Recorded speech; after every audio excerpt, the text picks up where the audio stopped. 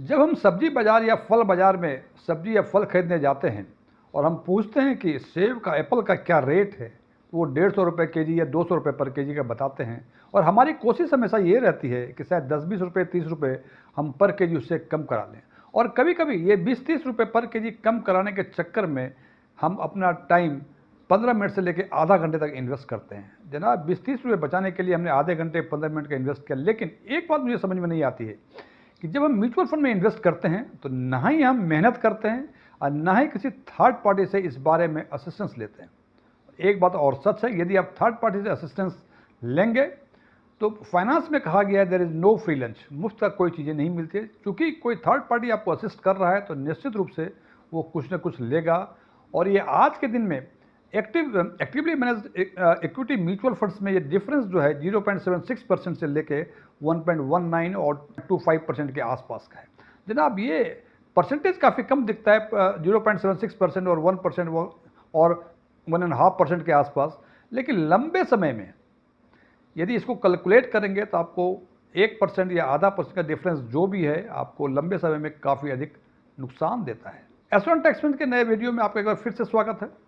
यदि इस वीडियो से कुछ वैल्यू एडिशन होता है तो आप इसको लाइक करें, कमेंट करें, शेयर करें, और यदि आप इस चैनल पे पहली बार विजिट कर रहे हैं तो इसको सब्सक्राइब करें और उस सब्सक्राइब बटन के बगल में बेल आइकन को पुश करें ताकि आपको हमारे सभी नए वीडियो की नोटिफिकेशन आपको लगातार मिलती रहे। मेरा नाम डीएम झा है। आज हम चर्चा करेंगे कि डायरेक्ट प्लान लेने के कारण जो हमें सालों साल नुकसान सहना पड़ता है, उस नुकसान को हम कम कैसे कर सकते हैं। आज की चर्चा में कुछ पॉइंट्स की बातें करेंगे। सबसे पहला birds eye view, regular versus direct. उसके बाद हमें स्विच क्यों करना चाहिए, कैसे करना चाहिए, कब करना चाहिए, और कॉस्ट ऑफ स्विच क्या है, स्विच करने से क्या कॉस्ट लगता है, और सबसे अंत में बात करेंगे कि ये जो कॉस्ट लगता है इसको कम कैसे किया जा सकता है। हालांकि ये कॉस्ट जीरो नहीं हो सकता है। कॉस्ट जब आप स्विच करेंगे रेगुलर से डायरेक्ट में आपको कुछ ना कुछ कॉस्ट तो पे करना ही पड़ेगा। तो सबसे पहले बात करते हैं रेगुलर वर्सेस डायरेक्ट की। जनाब सीधे साफ शब्दों में यदि हम म्यूचुअल फंड डायरेक्टली परचेस करते हैं बिना किसी का असिस्टेंस लिए हुए तो उसको हम डायरेक्ट प्लान कहते हैं। और यदि किसी थर्ड पार्टी का असिस्टेंस हम लेते हैं उसके द्वारा यदि हम म्यूचुअल फंड परचेस करते हैं तो उस प्लान को हम रेगुलर प्लान कहते हैं। अब हम चर्चा करेंगे कि रेगुलर प्लान से डायरेक्ट प्लान में हमें स्विच क्यों करना चाहिए।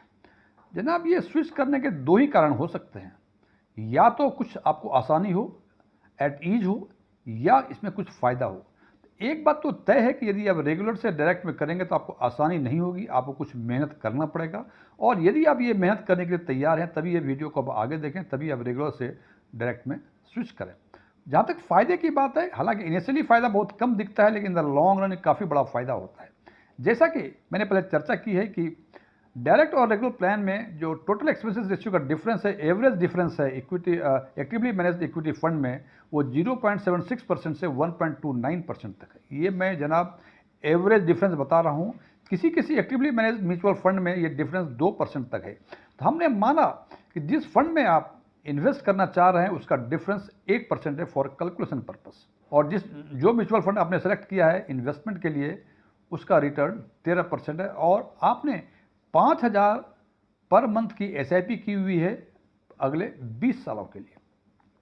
तो 13% के हिसाब से अगले 20 सालों में ये कॉर्पस बन जाएगा 76,88,000 के आसपास। और चूंकि ये डिफरेंस 1% का है, 13 से यदि 14 कर दूं तो यही कॉर्पस जो है ये 87,15,000 के आसपास का हो जाएगा। और यदि इन दोनों का डिफरेंस देखें 1% का डिफरेंस, इट कम्स टू 10,27,000।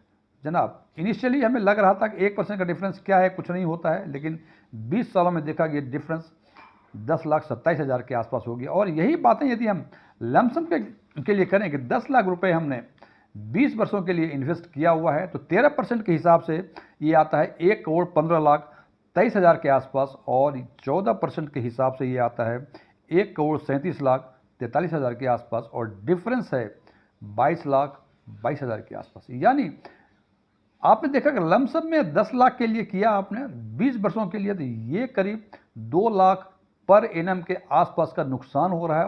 1,000 रुपये पर मंथ SIP के केस में ये जो आपको नुकसान है हर साल ये करीब 50,000 पर एनम के आसपास है, बिकॉज कि 20 वर्षों में ये 10,27,000 के आसपास आपका नुकसान होता है। और इस कारण से यदि आपको इन दोनों कारण में से, यदि मैं फिर रिपीट करूं, यदि आप चाहते हैं कि आराम मिले, आप निश्चित रेगुलर फंड लीजिए, एजेंट आएगा जो काम करना होगा कर देगा। लेकिन यदि ये नुकसान बचाना चाहते हैं तो आपको निश्चित रूप से रेगुलर से डायरेक्ट में स्विच करना चाहिए। अब हम चर्चा करेंगे कि हमें रेगुलर से डायरेक्ट में स्विच कब करना चाहिए। तो जनाब, यदि आपने म्यूचुअल फंड में इन्वेस्टमेंट किया हुआ है और जब आपने इन्वेस्टमेंट किया था तो आपको म्यूचुअल फंड के बारे में कुछ पता नहीं था, आपने थर्ड पार्टी का असिस्टेंस लिया था और रेगुलर प्लान परचेज किया था और अभी तक आप उसको कमीशन या ब्रोकरेज या जो उसका मेहताना है वो उसको पे किए जा रहे हैं। अब चूंकि आपको कुछ समय हो गए उसमें, हमें लगता है कि म्यूचुअल फंड के बारे में जानकारी आपको हो गई है और इसके बावजूद भी यदि आपको हेल्प की ज़रूरत है, ये हेल्प दो तरह का आप ले सकते हैं। पहला ये हेल्प कि आप अपना पोर्टफोलियो किसी से डिज़ाइन करवा लें और उसको वन टाइम फीस दे दें और आप उसमें उसके हिसाब से इन्वेस्ट करते रहें। दूसरा हेल्प हो सकता है कि कोई ऐसी थर्ड पार्टी, कोई ऐसे एजेंट, ऐसे ब्रोकर आपको मिल जाएंगे जो कहेंगे कि आप डायरेक्ट प्लान ही परचेस करो और साल में एक बार मैं आपका पोर्टफोलियो रिव्यू कर दूंगा और उस रिव्यू के हिसाब से फर्दर आप इन्वेस्ट करते रहना। इस केस में भी कमीशन आपको काफ़ी कम पे करने पड़ेंगे। लेकिन आपको लगता है कि इसके बावजूद, इन दोनों हेल्प के बावजूद बहुत सारे हेल्प चाहिए आपको, आप कुछ नहीं कर सकते हैं, समय नहीं है आपके पास, तो निश्चित रूप से आप रेगुलर प्लान ही लें और ज़िंदगी भर नुकसान उठाएं। नुकसान उठाने के पहले ये सोच लें कि म्यूचुअल फंड कोई रॉकेट साइंस नहीं है जनाब, ये सिंपल रिसर्च का चीज़ें हैं और एक आम आदमी आज के दिन में इन्वेस्टमेंट के बारे में बहुत सारी जानकारी रखते हैं, लेकिन फिर भी लगता है कि आपको नुकसान उठाना है, आप रेगुलर प्लान बिल्कुल लें। अगला सवाल है, आखिर रेगुलर से डायरेक्ट में स्विच कैसे करें। जनाब, ये स्विच करना काफ़ी आसान हो गया है, कहीं कोई इशू नहीं है। आप किसी भी ऐप पे चले जाएं, फॉर एग्जांपल ग्रो ऐप पे जाएं, इंड मनी पे जाएं।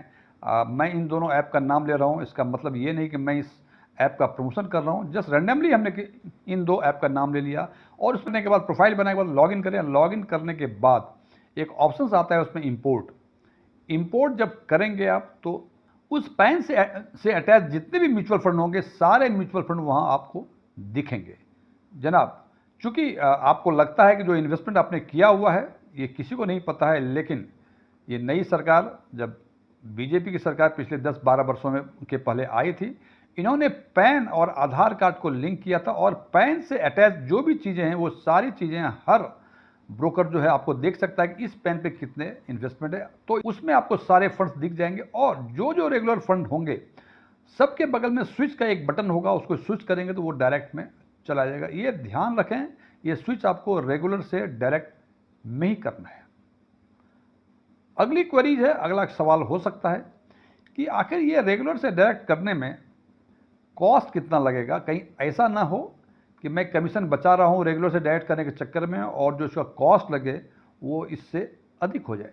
तो जनाब, इसमें दो तरह के खर्चे, बेसिकली 3 तरह के खर्चे लगते हैं। सबसे पहला एग्जिट लोड, दूसरा STT सिक्योरिटीज ट्रांजैक्शन टैक्स और तीसरा कैपिटल गेन टैक्स।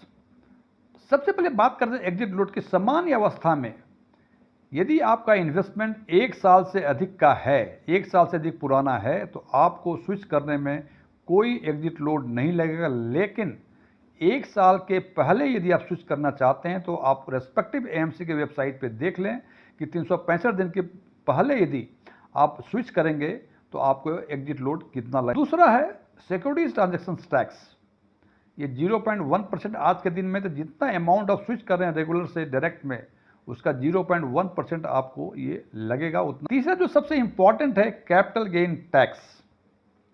जनाब, ये ध्यान रखना है, आज के दिन में कैपिटल गेन टैक्स के प्रोविजन के हिसाब से ये 2 तरह के होते हैं, शॉर्ट टर्म कैपिटल गेन और long term capital gain. Short term capital gain मतलब यदि आपका इन्वेस्टमेंट 1 साल से कम का है और उसको आप स्विच करना चाह रहे हैं तो जितना भी कैपिटल गेन, जो डिफरेंस है इन्वेस्टमेंट अमाउंट और जो कॉर्पस बन रहा है, फॉर एग्जांपल आप 8 महीने में 9 महीने में कर रहे हैं और 10,000 रुपये लगाए थे और ये 11,000 रुपये हो गए, तो माना जाएगा कि 1,000 रुपये आपका शॉर्ट टर्म कैपिटल गेन हुआ और इस पर आज के प्रोविजन के हिसाब से 20% का टैक्स लगेगा। लेकिन यदि होल्डिंग पीरियड इसकी 1 साल से अधिक है तो आज के दिन में जो इनकम टैक्स के प्रोविज़न हैं उसके हिसाब से 1,25,000 से अधिक, फॉर एग्जांपल यदि आपने 5 लाख रुपए लगाए थे, अब वो आज के दिन में 7.5 लाख हो गए हैं। इसका मतलब 2.5 लाख का आपका लॉन्ग टर्म कैपिटल गेन हुआ, क्योंकि 1 साल से अधिक पुराना फंड है आपका। और 2.5 लाख में से 1,25,000 एग्जाम्पन्स मिलेंगे, तो जो रिमेनिंग 1,25,000 होगा उस पर 12.5% आपको टैक्स देना पड़ेगा। तो ये 3 तरह के खर्चे हैं यदि आप रेगुलर से डायरेक्ट में स्विच करना चाहते हैं। तो जैसा कि मैंने पहले कहा था कि सबसे अंत में हम बताएंगे कि इस कॉस्ट को कम कैसे किया जा सकता है, और ये भी कहा था ये कॉस्ट जीरो नहीं हो सकता है, कॉस्ट तो कुछ ना कुछ आपको पे करना ही पड़ेगा। तो एग्जिट लोड यदि चाहते हैं कि ना लगे तो होल्डिंग पीरियड 1 साल या उससे अधिक रखें, उसके बाद इसको स्विच करें। नंबर 2, यदि आप एसआईपी किए हुए हैं तो एसआईपी में ये ध्यान रखें कि जो एसआईपी आप स्विच करना चाह रहे हैं सबसे पहले उस एसआईपी को स्टॉप कर दें और एक फ्रेश एसआईपी आप ओपन कर लें डायरेक्ट प्लान में। और जो एसआईपी स्टॉप किया उसमें देखें कि आपका 1 साल से अधिक पुराना कितना इन्वेस्टमेंट है, उस इन्वेस्टमेंट को ही पार्ट में उसको स्विच करें, पार्ट में छोड़ दें उसको, फिर उसका जब 1 साल पूरा हो जाए फिर उसको स्विच कर लें डायरेक्ट प्लान में। इससे ये होगा कि आपका एग्जिट लोड भी नहीं लगेगा और शॉर्ट टर्म कैपिटल गेन जो है, जो 20% लगता है वो भी नहीं लगेगा, वो भी आपको लॉन्ग टर्म कैपिटल गेन लगेगा। अब चूंकि लॉन्ग टर्म कैपिटल गेन लगेगा तो उसमें ये देखना होगा कि वो गेन यदि 1,25,000 से अधिक है तो उस पर 12.5% टैक्स देना पड़ेगा। तो कोशिश ये करें कि 1 साल होल्डिंग पीरियड रखें, उसके बाद आप उसको स्विच करें, और जब स्विच करें तो इतना ही अमाउंट स्विच करें कि उसका कैपिटल गेन 1,25,000 से अधिक ना हो, ताकि चूंकि 1,25,000 का एग्जाम्पशन मिलता है आपको कोई टैक्स देना नहीं पड़ेगा। फ्रेंड्स, इसको क्लोज करने के पहले एक मैं डिस्क्लेमर देना चाहता हूं कि मैं कोई म्यूचुअल फंड एडवाइज़र नहीं हूं, मेरा कोई एमएफआई से रजिस्ट्रेशन नंबर रहे, कोई सेबी का मैं एडवाइज़र नहीं हूं, और न ही मेरे कोई क्लासेस चलते हैं, न ही कोई मैं कोर्स करता हूं। मैं सिंपल एनालिस्ट हूं और अब इंफॉर्मेशन के बेसिस पे, फैक्ट्स के बेसिस पर हम म्यूचुअल फंड का एनालिसिस किया करते हैं। Thank you.